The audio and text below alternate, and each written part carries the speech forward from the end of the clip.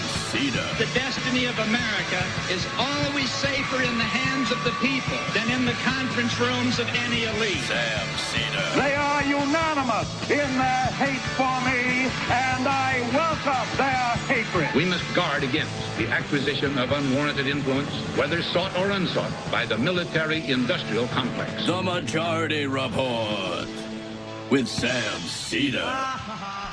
Ever get the feeling you've been cheated?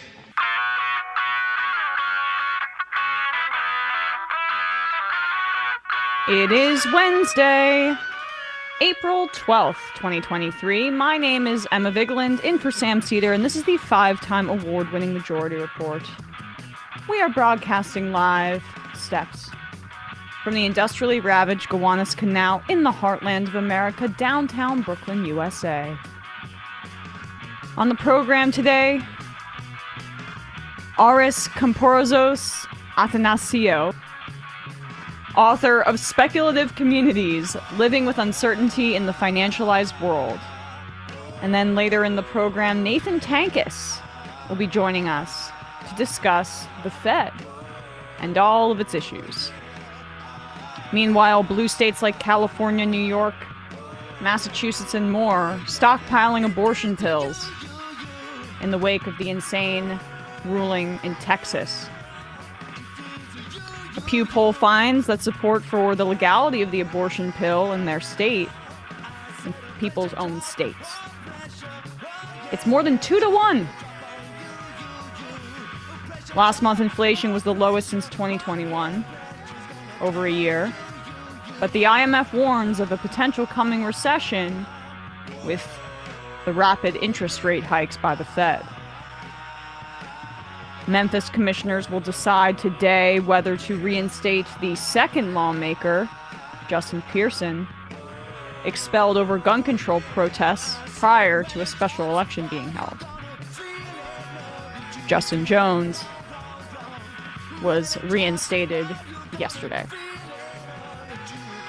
The Louisville shooter who murdered 5 people bought his AR-15 legally, police say. Calls grow for Dianne Feinstein's resignation as her repeated absences continue to throw a wrench in the nominating process for judges, which is very important, given what we're seeing with abortion and more. The EPA has rolled out its new proposed rules to get 2/3 of cars and 1/4 of new heavy trucks to be fully electric by 2023. Or 32. We're in 20. Damn it. The Biden administration has also proposed cutting water allotments to the rapidly shrinking Colorado River, which multiple states and tribes rely upon. The squad, led by Rashida Tlaib, have signed a letter asking the Biden administration to drop charges against Julian Assange. More on that in a second.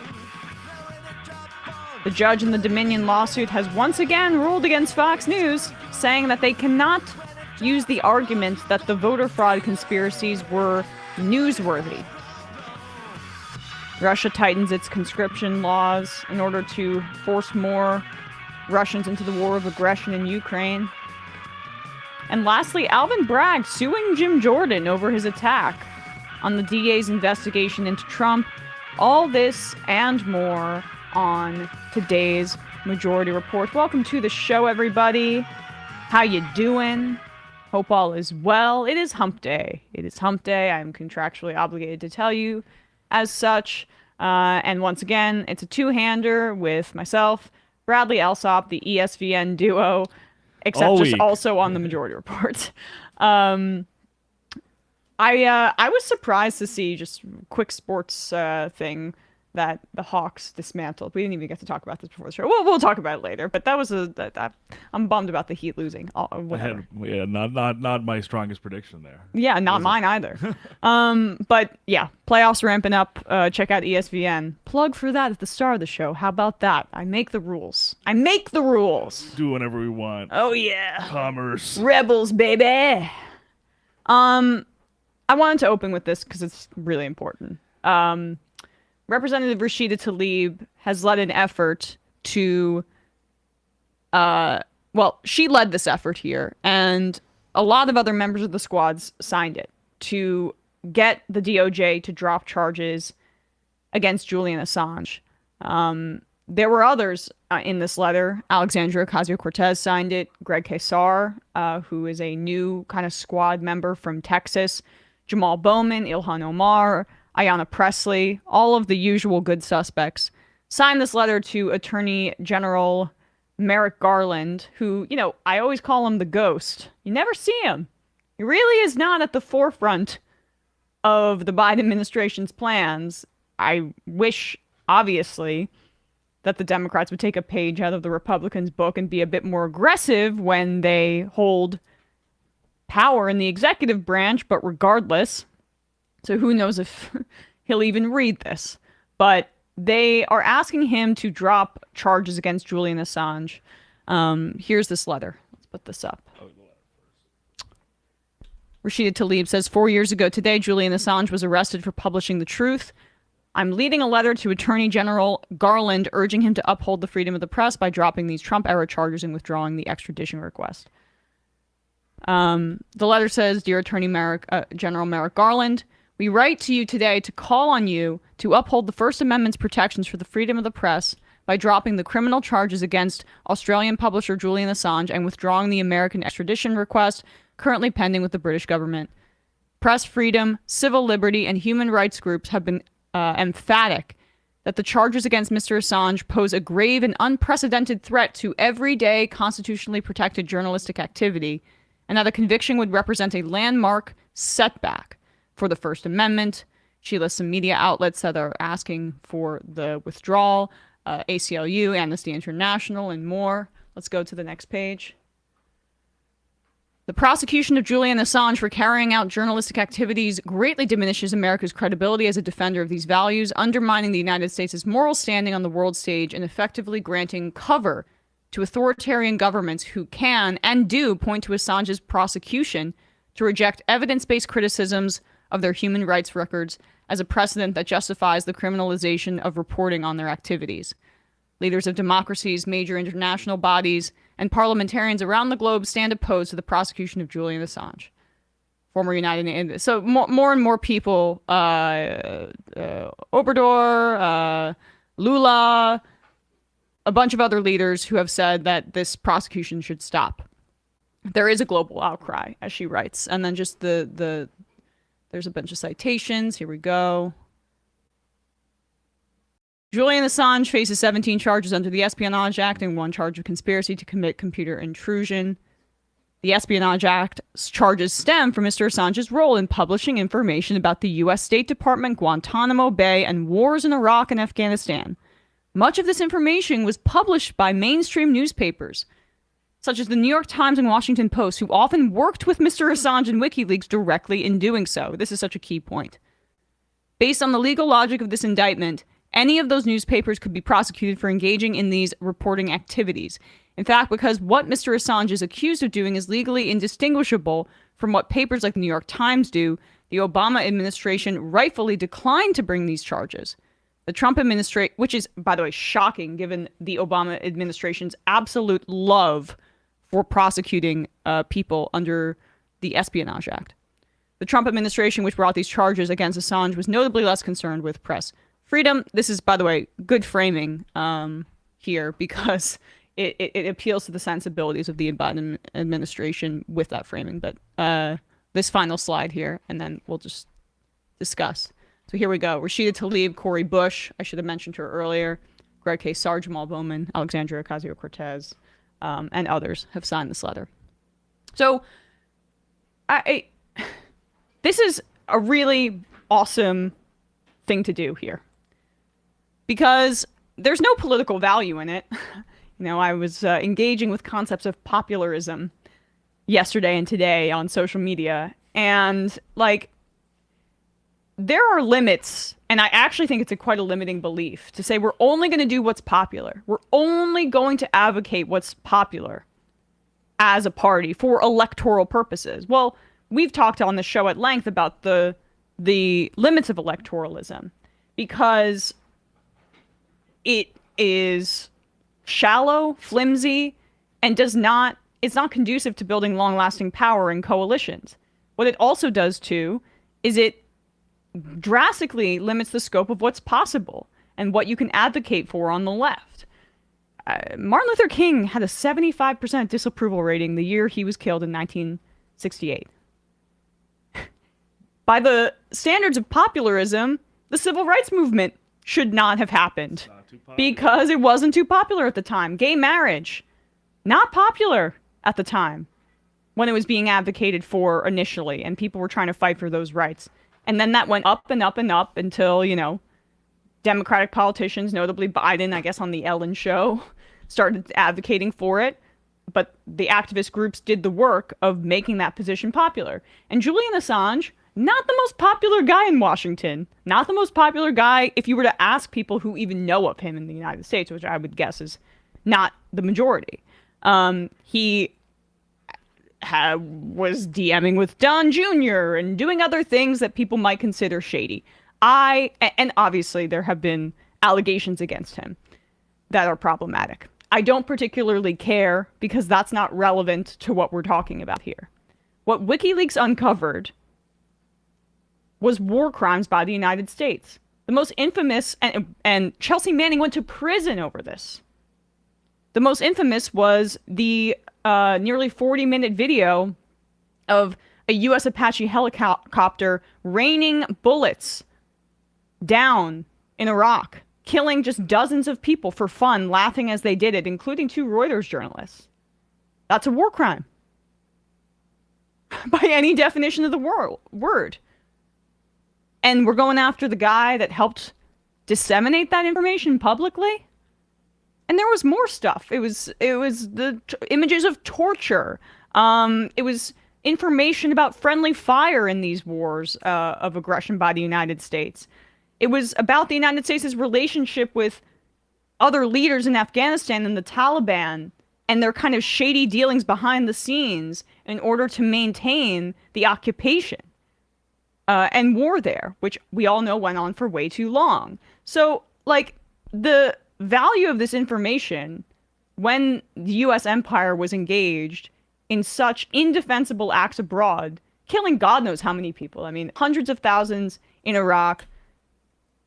I mean, hundreds of thousands in Afghanistan. We don't know the full scope. The fact that we have this information is incredibly valuable. And thankfully, Chelsea Manning has been released after being placed multiple times in solitary confinement and tortured, essentially, for daring to blow the whistle on the war crimes committed by the United States. And that letter is correct. What Julian Assange did is indistinguishable from what the Times or the Washington Post do or should be doing. The problem is that they are not at the forefront of these things.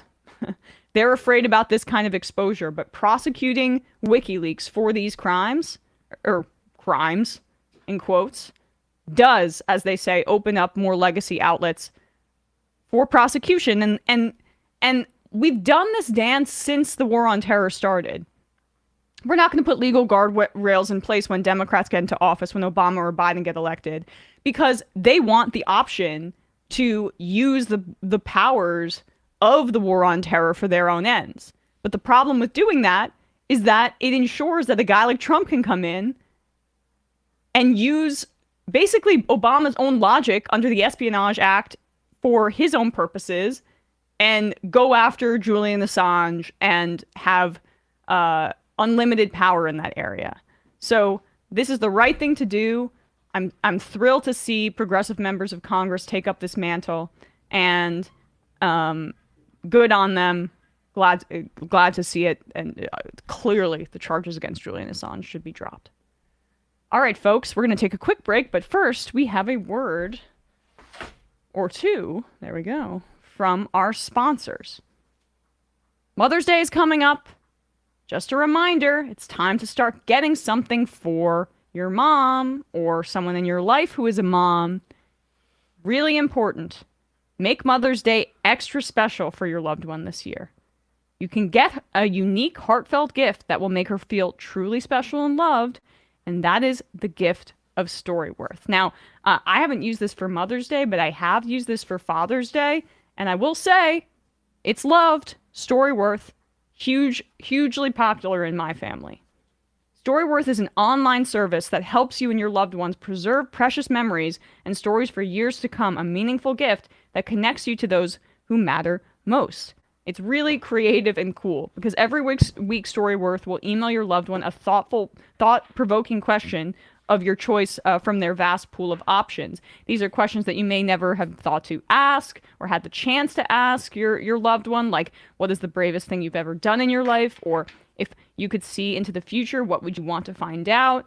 I mean, just stories of their childhood, stories about their college days or high school days or how they met their significant other.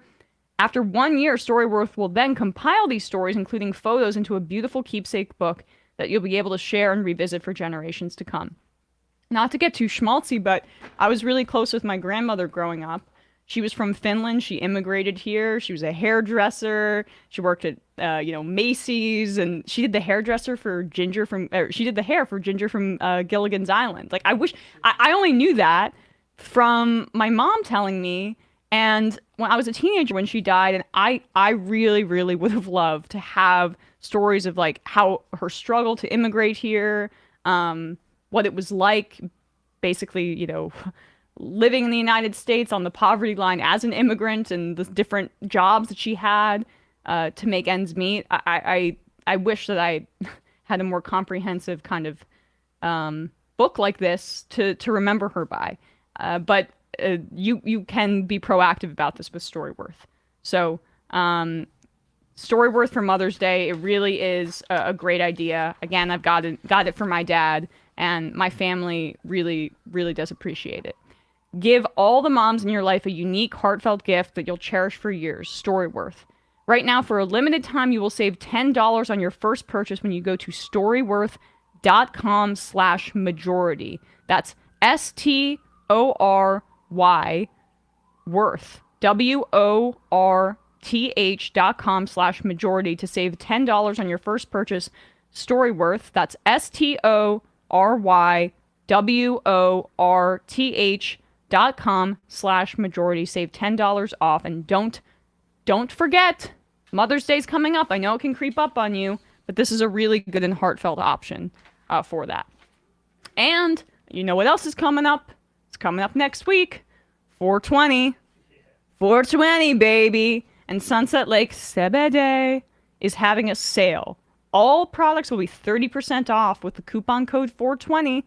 And orders over $150 will get a free 20-count jar of gummies. Sour Bears, Good Vibe gummies, or Sleep gummies. The Sleep gummies, I take them every night, basically. If I run out or I forget to pick up some from the office and I'm like, damn, it's empty. I'm not happy about it. These are great products. I also use this body lotion because my skin's been really dry recently. It's helped a ton. I just have been having like allergic reactions to dust, getting some hives on my arms and stuff. That soothes it. It really does. And if you end up getting Sunset Lake during this time, 5% of all proceeds will be donated to the Last Prisoner Project. And MR, we will match the donations, Sunset Lake's donations to the Last Prisoner Project. The Last Prisoner Project helps prisoners through legal intervention, direct constituent support, advocacy campaigns, and policy change. We are teaming up to turn 420, the classic stoner holiday, into a fundraiser for that organization, the Last Prisoner Project. They're a nonprofit organization dedicated to cannabis criminal justice, so this all connects. So here's how it works. Starting today, everything on sunsetlakesebede.com will be 30% off with the coupon code 420. And orders over $150, as I mentioned, you get a free jar of gummies of your choice included with all the orders. I would recommend those damn sleep gummies. This is Sunset Lake's biggest sale of the year, and it ends on April 23rd. Don't miss it. Head on over to sunsetlakecbd.com to take advantage of this deal and help raise money for cannabis criminal justice reform. A reminder that MR will match the Sunset Lake donations on this front to the Last Prisoner Project. some restrictions apply. All right, folks, we're going to take a quick break, and when we come back, we will be joined by Aris.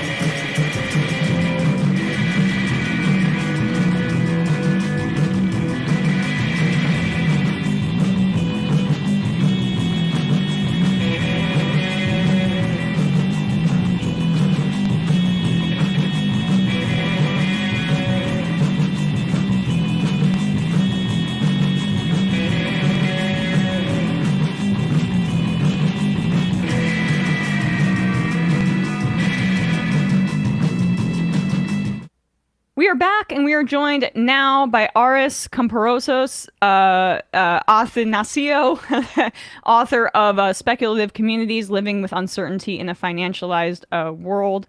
Aris is also a professor of sociology at the University of College London. Thank you so much, Aris, for coming on. I really appreciate it. Thanks for having me. Pleasure to be here. Of course. So how would you define the term speculative communities? Okay, so I start very broad, and then we dig deeper. No, that's good. That's good. I ought to, and this is a question that I get a lot, and having written a whole book about it, I should be able to answer it in a few simple words. I'll have a go. So essentially, by speculative communities, I mean I refer to groups of people that come together, they form bonds, they connect to each other. On the basis of a shared condition, a shared encounter, we can say, with a world that is radically uncertain. So what unites those groups, those people, isn't necessarily a shared coherent narrative or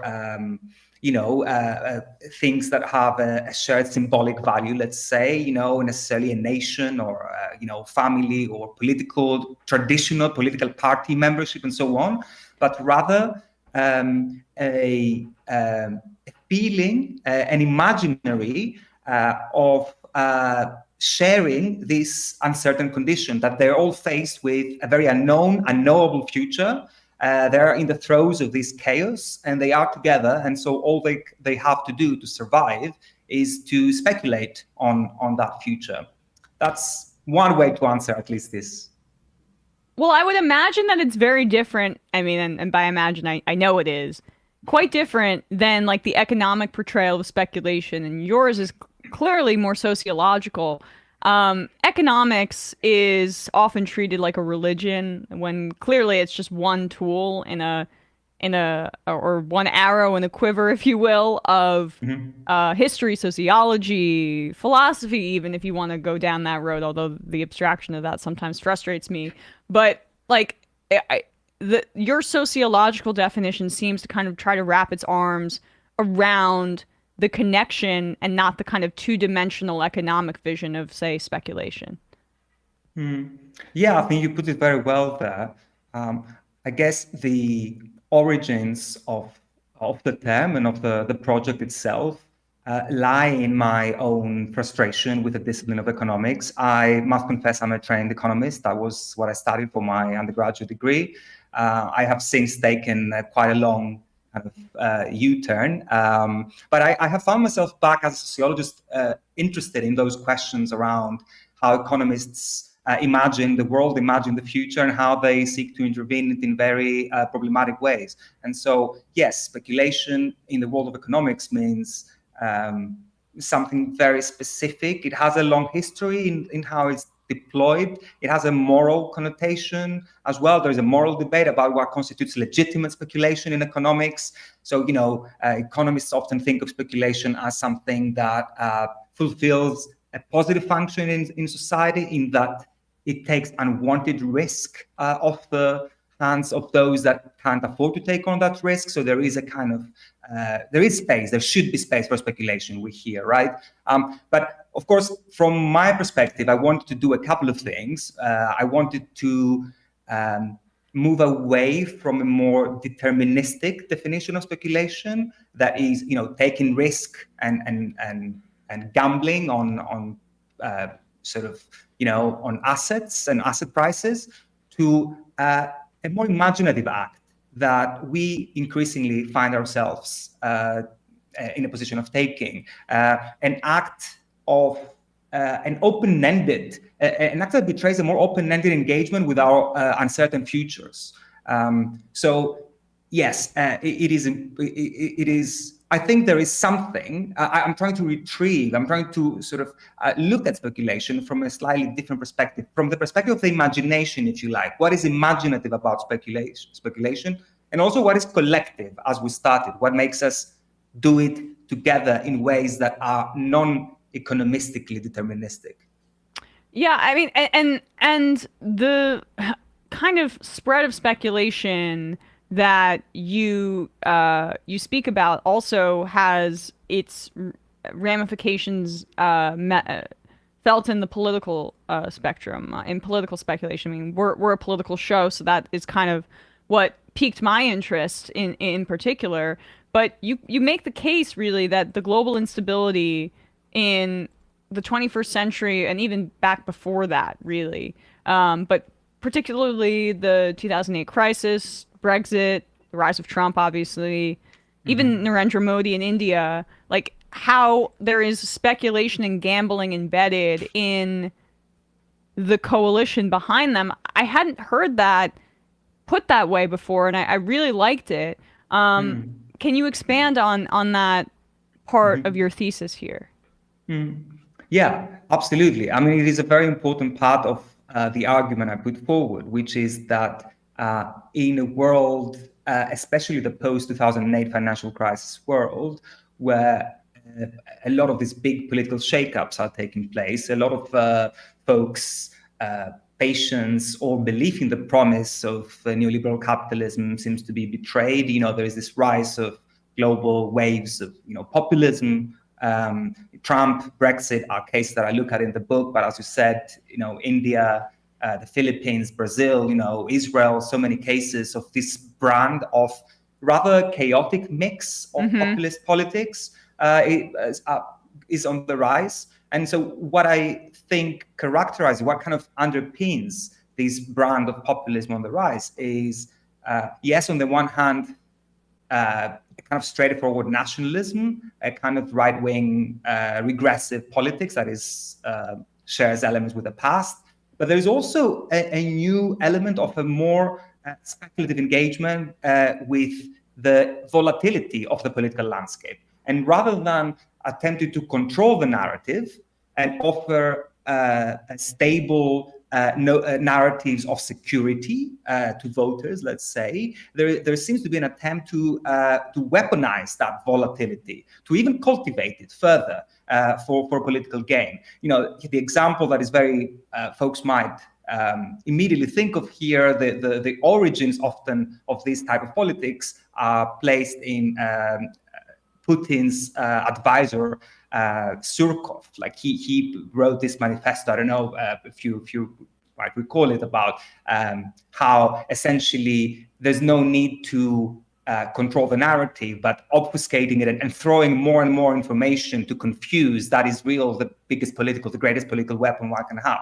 And so that, in a sense, is what I describe as speculative politics. And this is the kind of landscape that we have had over the last over a decade or so globally. Is it? I mean, so your contention is that, like, the nationalism in response to globalism, to characterize these leaders, at least, that is too simple. That there is a chaos kind of thrust into our everyday lives that has really been a function of the rampant speculation in the highly financialized world that makes people feel like it's almost it's almost an not antisocial, but like anti-society, nothing matters impulse that is embedded in that kind of nationalistic framework. So it characterizes it a bit differently. Yeah, so a few things here. I mean, I think you're right to say that there is something. I think you're pointing to the cynicism of this kind That's of the word I was attitude. looking for. Yes. Which is certainly true. I mean, there is something fatalistic, right? Something about just throwing oneself into chaos as a response to the growing uncertainty that surrounds us. So two things that I should say here. I'm talking here about, as again, you yourself just mentioned, a growth of what we call financialization of everyday life. So especially following this is something that has been going on for a few decades, but intensified even after the financial crisis. So the extent to which our everyday life decisions are dictated by financial questions, and the extent to which culturally also the way we consider ourselves, our choices of partners, our choices of home, our education are being articulated in financial terms. And so my argument is that we are being nursed into the speculative environment. And so our very way of imagining the future becomes speculative, right? And so to go to the question of populist speculation and Trump and Brexit, when we try to understand why folks vote for Trump or vote Brexit, to offer the answer, to explain that vote only on the base of the attraction of the nationalist, of the strength of nationalism, the pool of nationalism. That is, nationalism is what? Is stability. It's a security, the symbolic security we have about belonging to a nation. But to exhaust this analysis there, for me, is problematic because precisely of that speculative way of imagining that has been so pervasive in our time. And what does that mean? It means that when Trump was doing his grotesque governed by chaos and waging war against the bureaucrats of the public service, civil service, and doing the trade wars and so on. This cultivation of chaos has an openness. It doesn't bring stability, right? It's a narrative that is all over the place. And yet it seems to be reflecting the condition of uncertainty that we already are familiar with. So it seems more honest, it seems more authentic, more representative of our reality, our experienced reality, than a promise of stability that might be voiced, let's say, by the liberal elites that are responsible for those very conditions of uncertainty. So does that make sense? So there are these two sides of that coin, right? There is the stability, the security of nationalism, but there is also the open-endedness of this chaos that is, I guess, taken advantage of, and it is intentionally sort of weaponized by those forces. They're regressive forces. Yeah, and that is embedded in just the trolling element of, oh my gosh, that makes me really want an espresso. I cannot. I'm already drinking way too much coffee, but that looks great. Know. I shouldn't be drinking. It's my fourth or fifth one, but anyway. You have a stronger stomach than me, I guess. But putting that aside, it does kind of feed both human impulses in that way and politically. And I mean, I also wonder about you talk about enclosure a lot in your book and how the increased kind of financial speculation is works in tandem with enclosure. I also wonder how much the lack of public space and the enclosure on that front kind of fuels this, where you become more atomized. And so the risk, it's kind of untethered from any practical realities or communal realities. Yeah, no, I think this is now a very, it's a delicate and interesting matter here, how social space changes through financial speculation. I think what I try to do, the way I would put it, is that what is going on isn't exactly atomization. So I have, in the book, the argument I make is that what the result of rampant financialization of our everyday lives has been a disintegration of our traditional forms of community. The book, though, is hopeful, and my argument is that there is another story here. There is something else that is going on, and that is there are forms of connection and collectivity that are being formed that don't look the way we expect them to look. There are forms of politics that don't look the way we expect them to look, and by that, so I look at some of those examples that I have in mind take place in virtual spaces. So I'm interested in virtual spaces of social encounter.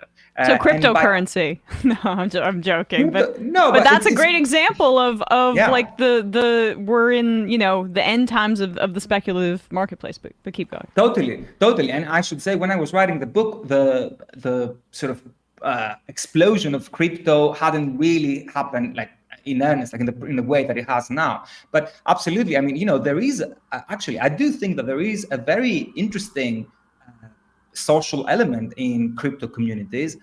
Again, we tend to see it on the regressive end of the spectrum, you know, the crypto bros types, you know, the short selling in the events like the GameStop saga and so on, you know, like the Reddit kind of, you know, the QAnon elements within it. There is a whole bizarre sort of mix of regressive elements that come together, but they do come together. And I think the point I want to make is that they don't only come together to make profit, you know, they don't just gamble. They're short selling, or their crypto and NFT type of gambling isn't merely to in the chase of, you know, like their version of the American dream, you know. I mean, there is an element of being part of something bigger, of being part of a community, and of a community of contrarians as well. And there is an interesting collective element that I love think that is often... I love that term, community of contrarians. It's true. I mean, and they're heavily irony laden and also disconnected from everyone, but an in-group at the same time. Yeah, exactly. And, you know, I think that there is then also, but this is not the only type of connection. And I give some examples in the book of more progressive types of coalescing groups that coalesce around this condition of uncertainty and around this more speculative way of acting. And so I don't know if you want me to bring some of those examples up now. Sure. Go ahead. Yeah. So, you know, the one I love talking about is, again, one that I'm sure your viewers will be familiar with, is the K-pop, this Korean pop band fandom communities. So these are teenagers all over the world. I mean, this is an extremely popular genre way beyond South Korea, where it began. And so you have young folks there that connect with each other in very transient ways through TikTok mainly, or Instagram, or other such means. And they manage on in recent political events to intervene in fantastic and spectacular ways. And what I have in mind here, of course, is the coordinated sabotage of the Trump Tulsa, Oklahoma rally, right? Yeah. As you will remember, this was, you know, they managed to essentially have him speak in an empty stadium, right? By selling, you know the story. They bought all those tickets with the intention of not showing up and so on. So that is a speculative act. You know, that is a kind of a speculative politics, a politics that embraces this kind of more chaotic and uncertain moment with the intention, though, of sabotaging the very regressive elements that are on the other side, and they're playing the same game. So it's the kind of politics that tries to beat the enemy, you know, in their own game. And I think there's something to be, something to learn from that, and not to just dismiss it as flippant. I agree. And I think that the left could be better at engaging in that way, because there is like, that is in many ways some of the language that's being spoken online, even though like I'm relatively young and I feel like I've already aged out of it. But I do appreciate it for what it is. Well, really appreciate your time today, Aris. The book is called Speculative Communities, Living with Uncertainty in a Financialized World. We'll put a link to this in the podcast description to the book, and in YouTube and wherever you're listening to this, and at majority.fm. Thanks so much for your time today. Really appreciate it. Thanks for having me. All the best. Of course. All right, guys, we're going to take a quick break, and then we will get to our second guest, Nathan Tankus, and we'll be talking about what the hell is going on with the Fed.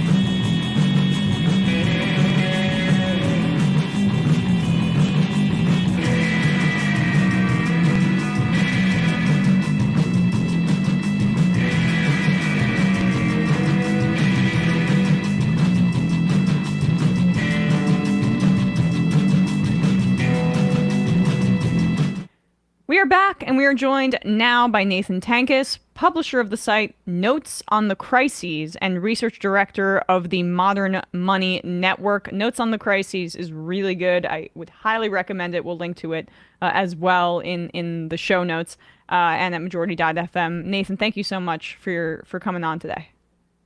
Great to be here. For sure. So let's start with the most basic question of all. What is wrong with the Fed? What's wrong with the Fed? Well, at the most basic level, what is wrong with the Fed is that they've been put in charge of running our whole economy, and they're not up to that challenge. They have the tools they have can do certain things very well, doesn't do other tools anywhere near as well, and kind of put me in, coach. We have a lot of different agencies that have a lot of other different capabilities, or that they could be given a lot of other different capabilities that could really do a better job together of managing the economy, rather than having this one agency be in charge, being in charge of it. What are the Fed's capacities? Because I know our audience will be familiar with the dual mandate, the fact that they are supposed to, in theory, maximize employment, but then also control prices and make sure that inflation doesn't get out of control. But one of those takes a lot more precedence over the other. Yes. So at the most basic level, what the Fed is in charge of is interest rates. They set interest rates. They set short-term interest rates. And through their setting of short-term interest rates and some other tools, which maybe we can talk about, maybe not, they set longer-term interest rates. And that they use that tool to try to manage the economy. In theory, it's a kind of nice, simple process. You raise interest rates, you take demand out of the economy. People's credit card bills are higher because they're paying more interest. People's mortgages are higher because they pay more interest. Same for companies and so on. And they get demand out of the economy. Demand is supposed to be the main thing that drives inflation, at least in this story, rather than, say, supply chain issues, rather than corporate power, or any of the other kind of factors that you might point to.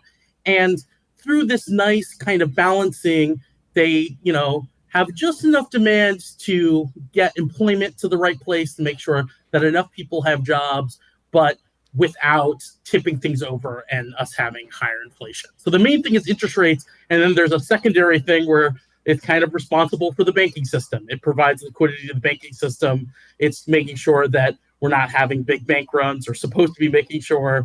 And so it has that secondary thing that's going on, which I'm sure we'll talk about at the end. Yes, we will get to the SVP, the SVP example there. But I just wanted to touch on or flesh that out a bit in terms of their usage of interest rate hikes and reducing them in order to manipulate the economy in theory. Like, they rely on this age-old connection between inflation and employment. What is your position on that thread that the Fed continues to connect, despite a lot of evidence essentially saying that there is no connection?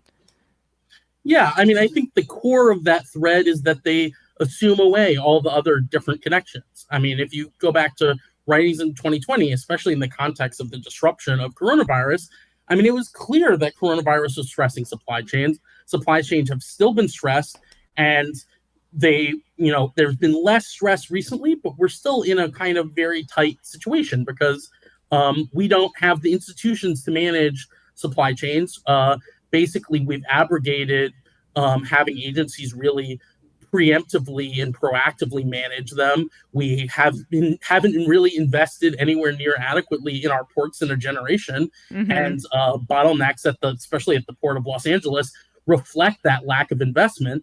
And so there's sort of just an assuming away of all these other things, which the pandemic has really put to the forefront, just to focus on demand. And then the focus, even that is kind of circumscribed. It's all about wages. It's all about wages going too high. You might have some little thing happening from some other area, but we call that a shock. What isn't a shock is workers' wages going up, too little unemployment, and this will set off this process that's supposed to explode forever, where wages are accelerating forever, prices are accelerating forever. If we don't intervene at all, there'll be hyperinflation. Hyperinflation, inflation. It's all about wages, and everything else is sort of this side story that we kind of put to the side. Say, oh, that's an exogenous. That's not to do. That's something else's problem. That's not something we focus on. What we're focusing on is the problem of inflation. And the problem of inflation always just ends up being the problem of wages.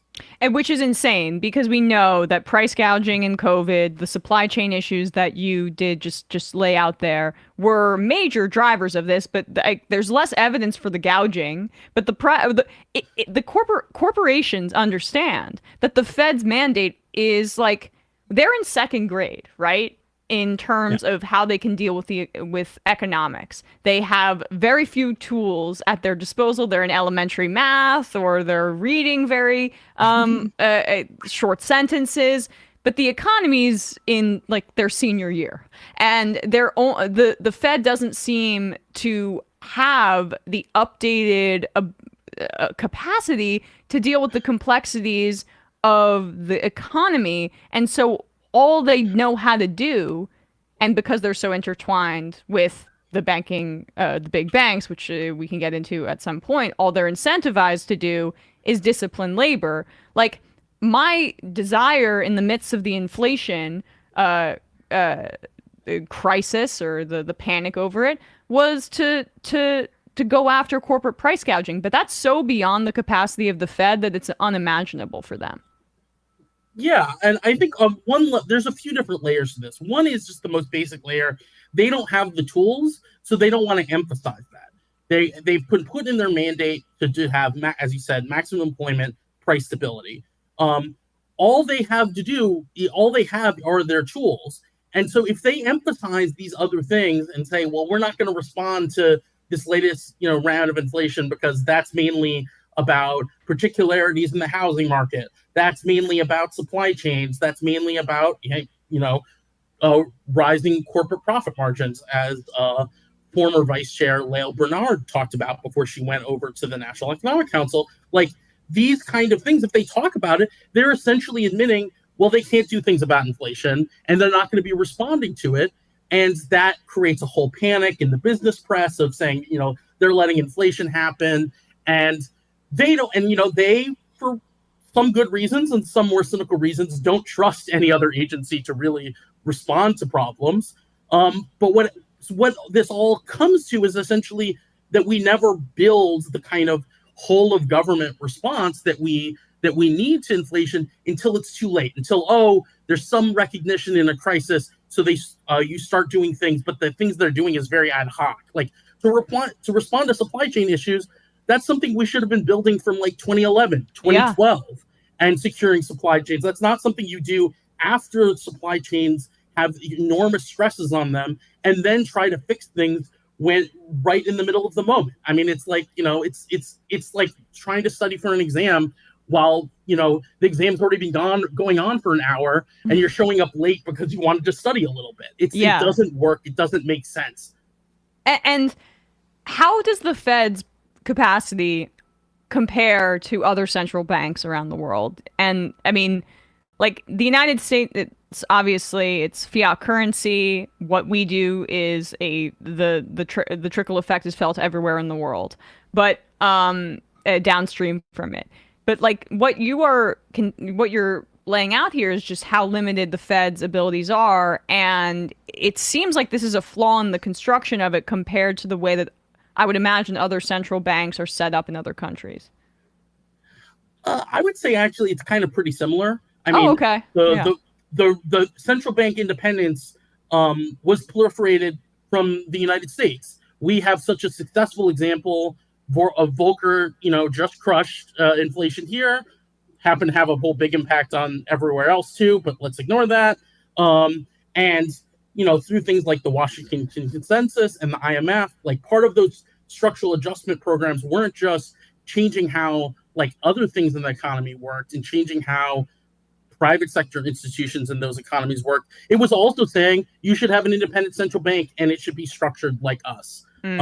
The European Central Bank it's structured in treaty form, a kind of very strong form of central bank independence, which, as we've seen with the Eurozone crisis and other events more recently, has given the ECB enormous power, in some ways even more power than the Federal Reserve has, because it's structured by treaty. They'll have to negotiate an entire new treaty to change anything about how the ECB functions, and good luck to that possibility. Right. So I think this is actually a similar problem around the world. It's a little bit different because the United States is such an austere country that even if other places haven't been proactively having other agencies involved with managing inflation, they've, for example, have been having more adequate investment in their ports and, more adequate investment in their train systems, in their train transportation systems, less reliance on trucking.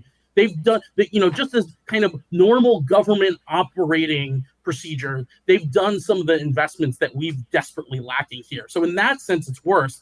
But in terms of actively saying, no, you're a part of the inflation management process, and, we need each agency doing X, Y, Z thing, I think actually a lot of, not universally, obviously, it could be a whole big discussion, right, but a lot of other countries are in a similar position to us as putting too much of the responsibility for inflation and employment onto the central bank.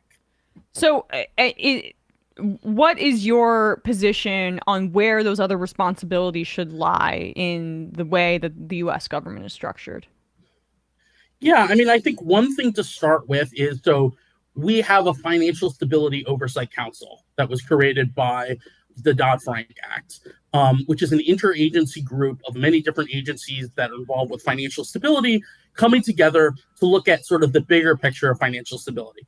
Now, that agency has a few specific things or that interagency group has a few specific things that are problems with the way they're structured, with the way they should be restructured.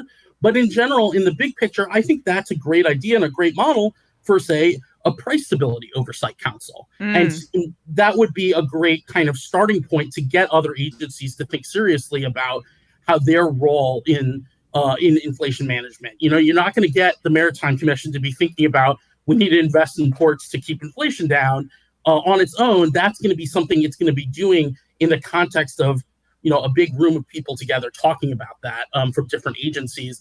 And I think that's the first step. I mean, it's a huge task project to get a whole really true and permanent whole of government approach to managing the economy. But I think that is the first step to getting that conversation forward and getting many different agencies focused on that.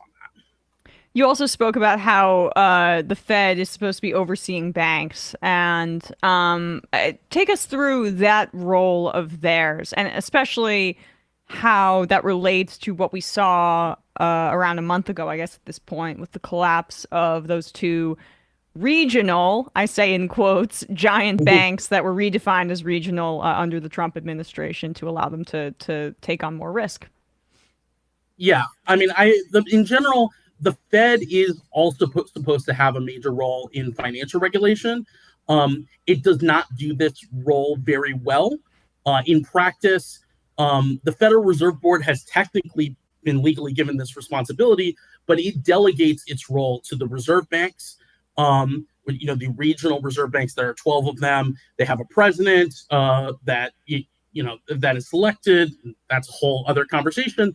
But these like reserve bank presidents, they're president and CEOs of essentially like a big company. It's a public company, but a big company nonetheless. They're paid $500,000 or sometimes even more than that.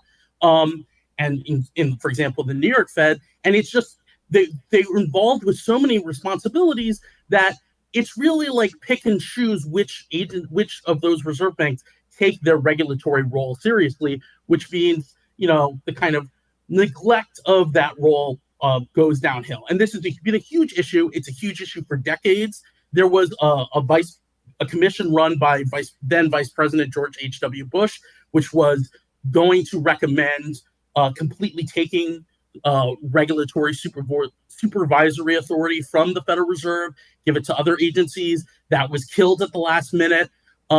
It's been a recurrent problem that they're not very good regulators. Timothy Geithner very famously said that when he was at the New York Fed, he quote unquote wasn't a regulator, and that was not true. But that attitude of basically people being so neglectful of the role that they don't even think of themselves as regulators at all, it kind of permeates the history of this institution. And we almost took away all that power from the Fed, that supervisory power. And I think taking that power away from the Fed it should be under consideration again, especially for the institutions that aren't the largest institutions and thus don't have the specific Dodd-Frank rules involved them. Whether or not we extend the Dodd-Frank rules to banks that would be the size of Silicon Valley Bank, which of course has been a big discussion. Yeah, I mean, and if you don't mind speaking a bit more about the Fed and their response there, because I think a lot of people were confused when Janet Yellen said, hey, we're going to make depositors whole, but don't worry, it's not coming out of the taxpayers' pockets. And so that was like the Treasury and the Fed working together on this front. Explain to the audience what the heck even happened there. Yeah, so what if you don't mind. this whole language of taxpayer money is it's a dodge. It's not really a very coherent concept on its own. There's always public money involved when you have some government agency handing over public money. In this case, what effectively happened is the immediate thing that happened is the Federal Reserve lent those banks that were then now owned by the FDIC literally like $150 billion to cover the depositor outflow that they couldn't cover before the FDIC took them over. So that's the most basic thing that happened. And then at a certain point, some weeks later, the bank was sold at a $20 billion loss, a $20 billion loss that was a loss taken by the government.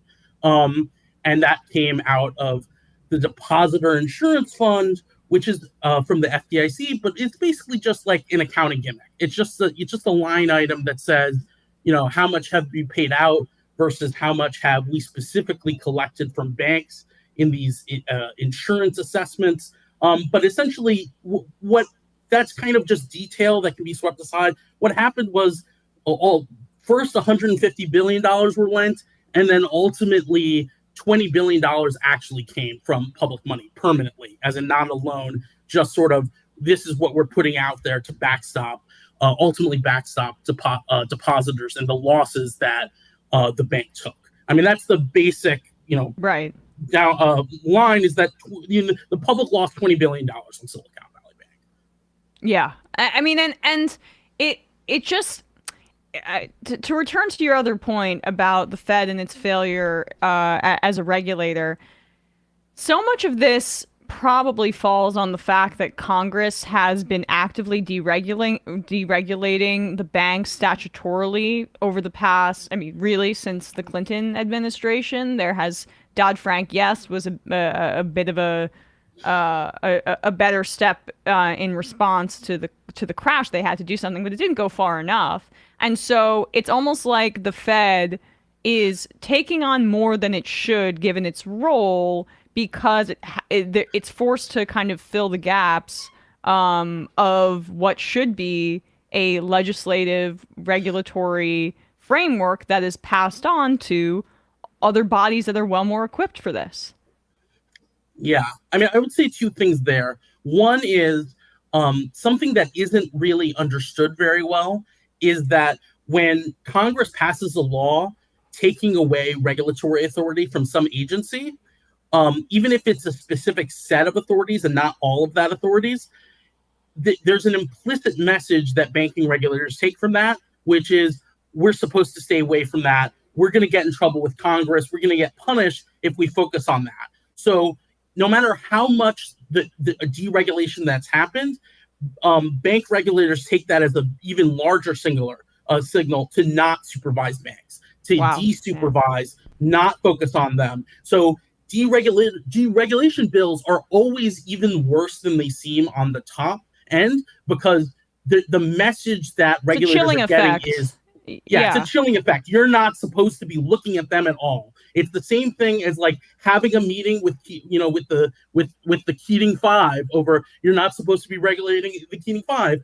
If you didn't have the kind of people like Bill Black who are then going to blow the whistle, the alternative is, well, we're not supposed to really be looking at any of these savings and loans, because we're going to get pulled up in a congressional meeting and I'm just some random regulator. And here are some senators telling me that I'm not doing my job right. And that's an extreme example, but deregulation bills in general work that way, where there's just sort of a sense, whoa, okay, so we're not supposed to be supervising at all.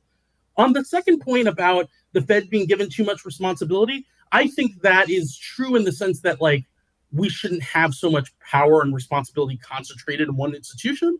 But one important thing to note about the Fed is that it has an unlimited operational budget.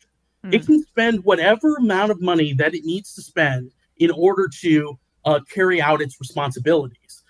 So uniquely among government agencies, if they are having a difficult time supervising banks, they can hire more people at will.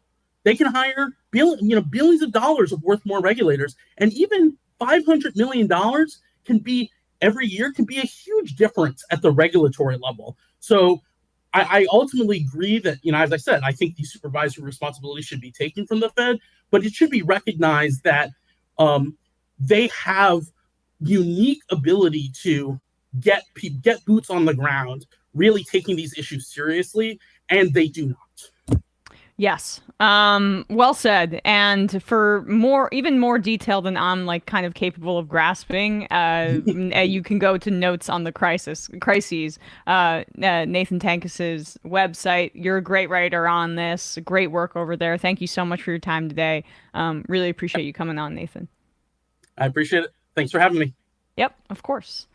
All right, folks. Well, with that, we are going to wrap up the first hour of this program, head into the fun half. The number is 646-257-3920.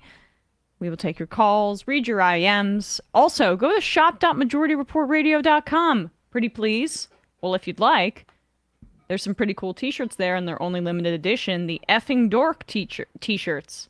Sam was called an effing dork because Joe Rogan was too afraid to say his name, it seems like, on his show.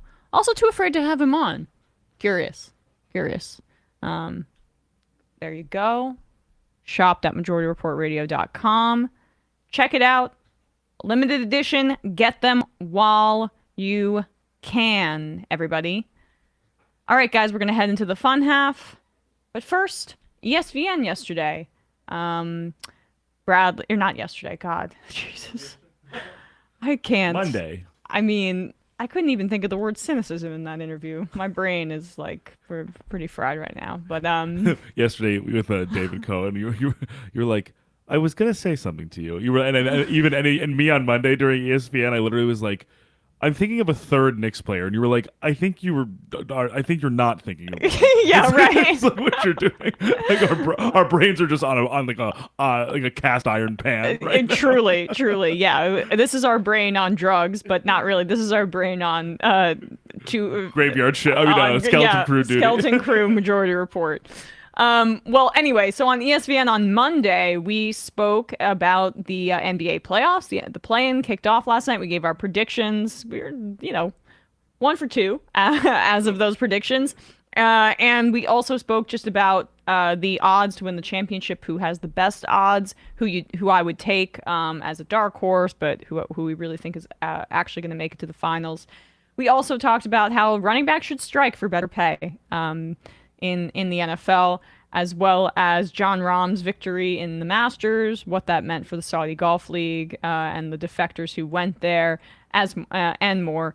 YouTube.com/ESVN show. And on Left Reckoning last night. Yeah, Left Reckoning was on last night. David and Matt spoke with Paul Prescott, a Jacobin contributor, Teamsters for a Democratic Union organizer and former candidate for state senate in Pennsylvania, to talk about the legendary labor leader Tony Mazzocchi. Then they were joined by Chip Gibbons, policy director of Defending Rights and Dissent, to talk about what we discussed before Aris joined us, the historic letter from squad members calling for the Biden administration to drop charges against Julian Assange. So youtube.com/leftreckoning for the show, and patreon.com/leftreckoning to access the post game. Awesome. See you in the fun half. You are in for it. All right, folks. 646-257-3920. See you in the fun half. Oh, no. Are you ready?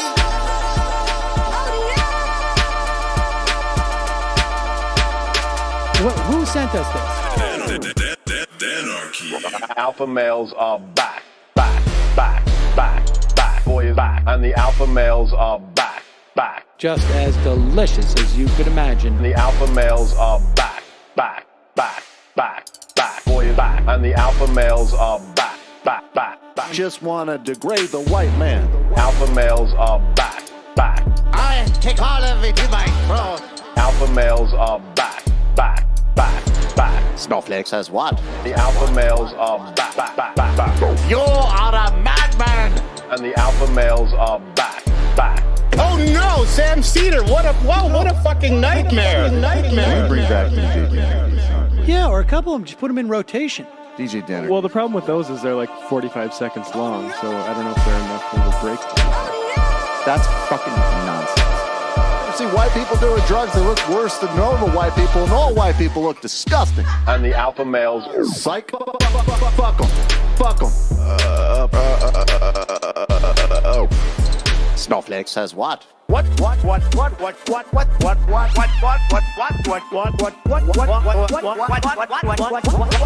Snowflake says what? A hell of a lot of bank. A hell of a lot of bank. A hell of a lot of bank. Okay, I'm making stupid money. Hell of a lot of bank. A hell of a lot of bank. All lives matter. Have you tried doing an impression on a college campus?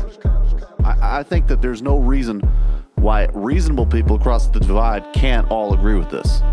Psych. And the alpha males are back. And the Africans are black African. And the alpha males are black. And the Africans are back. When you see Donald Trump out there, doesn't a little part of you think that America deserves to be taken over by jihadists? Keep it at 100. Can't knock the hustle. Come on, fuck them. Things I do for the bigger game plan. By the way, it's my birthday. Happy birthday to me, Jew boy. I have a thought experiment for you. And the alpha males are back. Africans are black Alpha males are black. Black Africans are back. Come on. Come on. Come on. Someone needs to pay the price for blasphemy around here. I am a total pussy.